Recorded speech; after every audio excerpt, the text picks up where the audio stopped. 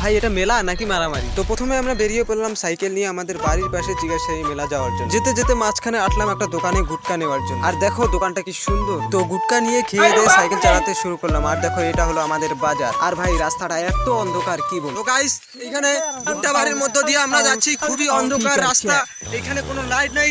আমরা প্রতিবাদ করতে চাই যে সরকার কেন লাইট দেয় না রাস্তার মাঝে। এরপর যেতে যেতে আমরা মেলার কাছাকাছি পৌঁছে যাই। আর দেখো এটা হলো ইন্ডিয়া বাংলাদেশের বর্ডার। আর দেখো সামনে হলো এটা বিএসএফ ক্যাম্প। আর আমরা কি সুন্দর গান গাইতেছি, এটাও একটু শুনো। হাসিনা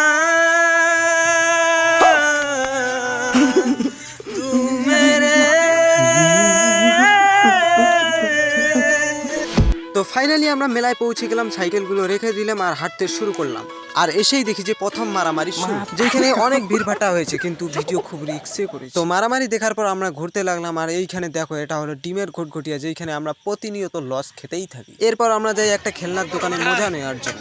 বাদাম বাদাম কাঁচা বাদাম ডিমের ভাঙ্গা লোহার ভাঙ্গা বদলে বাদাম বাদাম। তো এরপরে আরো একটা দোকানে গেলাম দূরবীন কিনতে। তো আমি একটু দূরবীনটাকে চেক করে নিলাম, মারাত্মক দূরবীন ভাই। দূরবীন কিনতে কিনতে আর একটা মারামারি লেগে গেছে, তাও আবার নাগরদোলার ড্রাইভারের সাথে। মারামারি হওয়ার পর নাগরদোলার ড্রাইভার নিজেই বললো যে এই ট্রিপটা এবার ফ্রিতে হবে। আর আমরা হলাম মোকাতে ছক্কা হাঁকানো মানুষ, তো আমরাও ফ্রিতে নাগরদোলায় উঠে পড়লাম। আর এইখান থেকে মেলার ভিউটা একবার দেখো ভাই। তো নাগরদোলা থেকে নামার পর আবার শুনি যে আর একটা মারামারি, বাপরে বাপরে।